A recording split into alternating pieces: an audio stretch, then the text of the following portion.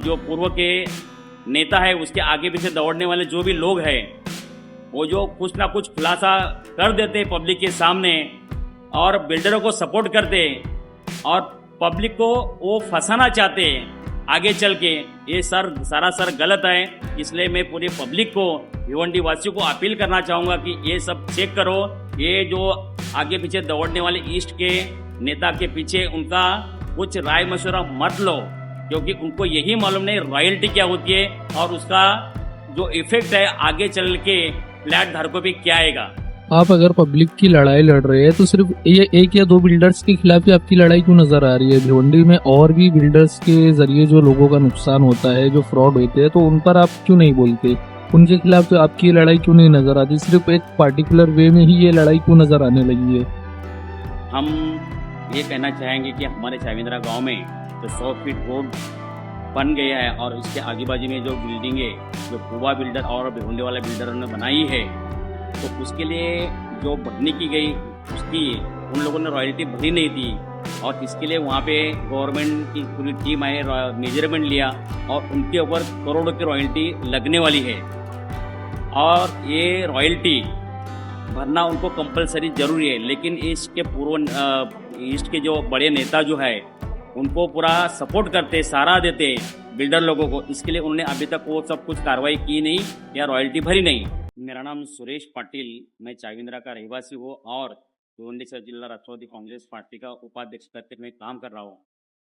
हम ये कहना चाहेंगे कि हमारे चाविंद्रा गांव में जो 100 फीट रोड बन गया है और इसके आजू बाजू में जो बिल्डिंगें जो कुआ बिल्डर और भिवंडी वाला बिल्डरों ने बनाई है, तो उसके लिए जो भरने की गई उसकी उन लोगों ने रॉयल्टी भरी नहीं थी और इसके लिए वहाँ पे गवर्नमेंट की पूरी टीम आए, मेजरमेंट लिया और उनके ऊपर करोड़ों की रॉयल्टी लगने वाली है।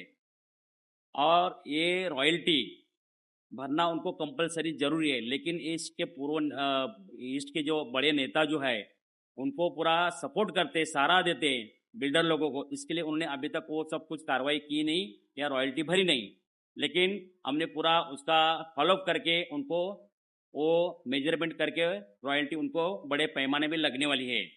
तो मैं सब भिवंडी वालों को एक गुजारिश करूंगा कि ये अपने पूर्व का जो बड़ा नेता है उसके आगे पीछे दौड़ने वाले कुछ लोग ने कल 2 दिन पहले या 1 दिन पहले इंटरव्यू दी कि वो तहसीलदार का मसला है, तहसीलदार देखेंगे। अरे तहसीलदार देखेंगे ये बात सही है, लेकिन तहसीलदारी नहीं खुद कर पा रहे ना वो चीज़। वो इसके लिए नहीं कर पा रहे कि अपने पूर्व नेता का उसके ऊपर पूरा दबाव है, बिल्डर से लोग मिला हुआ था। और यदि ऐसा वो छिपा रहता तो वो चीज़ रॉयल्टी करोड़ों रुपए की वो उनके 7/12 के ऊपर आ जाती जमीन के, और फ्यूचर में जो भी गाला खरीदे या फ्लैट खरीदे उनके ऊपर वो भुगतान जाता। तो इसको बचाव करने के लिए और भिवंडी वासियों को जो फ्लैट खरीदने वाले उनको ये सब समझने के लिए आज मैं ये प्रेस कॉन्फ्रेंस हमारी ले रहा हूँ कि ताकि ये सब लेने के टाइम फ्लैट ये सब क्लियरेंस चेक किया जाए कि उन्होंने रॉयल्टी भरा है कि नहीं, उसके पास रॉयल्टी की पावती है कि नहीं। यदि पावती नहीं रहेगी तो जिस जमीन पे उसने बिल्डिंगें बनाई है उस जमीन का जो 7/12 चेक करो, क्योंकि उसके ऊपर वो 7/12 के ऊपर उसका बोझा आता है। यही मैं उनको कहना चाहूँगा।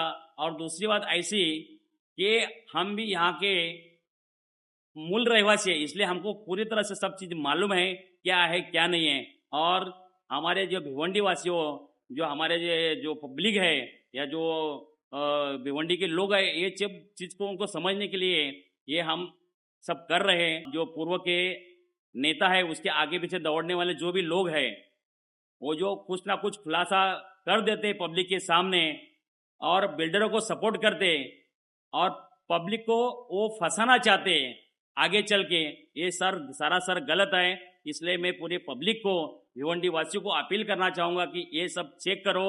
ये जो आगे पीछे दौड़ने वाले ईस्ट के नेता के पीछे उनका कुछ राय मशवरा मत लो, क्योंकि उनको यही मालूम नहीं रॉयल्टी क्या होती है और उसका जो इफेक्ट है आगे चल के फ्लैट धारकों पे क्या आएगा।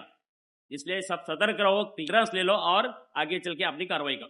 क्लियरेंस लिए बिना अगर किसी ने वहाँ पे फ्लैट लिया जो फ्लैट बायर्स है, तो क्या उनको कोई प्रॉब्लम हो सकती है फ्यूचर में ये प्रॉब्लम होगी कि महाराष्ट्र गवर्नमेंट ने अभी एक कायदा निकाला है, जीआर निकाला है कि जो भी महाराष्ट्र के अंदर फ्लैट लेंगे उनको महाराष्ट्र गवर्नमेंट जो है प्रॉपर्टी कार्ड देने वाली है।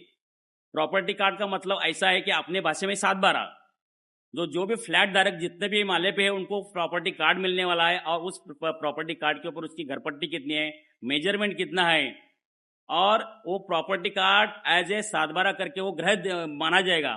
यदि ऐसा रॉयल्टी कभी भरा नहीं और कभी ये बात उजागर हो गई तो वो उनके प्रॉपर्टी कार्ड के ऊपर वो पूरी अमाउंट आ सकती है, और आगे चल के वो रॉयल्टी वो फ्लैट धारकों को भरना पड़ेगा। आप अगर पब्लिक की लड़ाई लड़ रहे हैं तो सिर्फ ये एक या दो बिल्डर्स के खिलाफ ही आपकी लड़ाई क्यों नजर आ रही है? भिवंडी में और भी बिल्डर्स के जरिए जो लोगों का नुकसान होता है, जो फ्रॉड होते हैं, तो उन पर आप क्यों नहीं बोलते?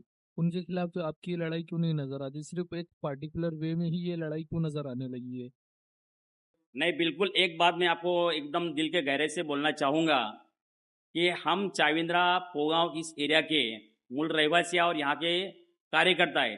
यदि इस एरिया में ऐसा कुछ गवर्नमेंट का नुकसान होता है बिल्डरों के मार्फत या कोई नेता के मार्फत, तो हम वो बात को जरूर उजागर करेंगे।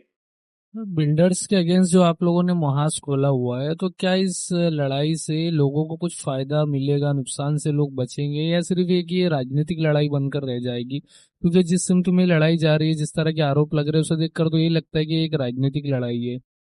भाई ये जो चीज़ है कोई पर्सनल नहीं है, ये पब्लिक के लिए है। भिवंडी के बहुत सारे पब्लिक जो अपने बेचारी भोली भाली जनता है, उनको जो रूल रेगुलेशन महसूल के वो मालूम नहीं रहते बराबर, और बहकावे में आके बिल्डर के मतलब इसके अंदर वो लोग खरीद लेते, लेकिन सब खरीदने के बाद पेमेंट होने के बाद पैसा यदि जाने के बाद रिटर्न आता नहीं, और उसके तरह वो हमारी जो भोली भाली जनता भिवंडी के वो फंस जाती है। इसके लिए उनके अवेयरनेस के लिए ये हम लोगों को कहना चाहते हैं, और ये चीज़ सबके लिए है, पूरे भिवंडियों के लिए है, जनता के लिए है। उसके अंदर हमारा कोई मतलब पर्सनल मसला नहीं है, और पर्सनल हमारा कोई दुश्मनी नहीं, कुछ नहीं।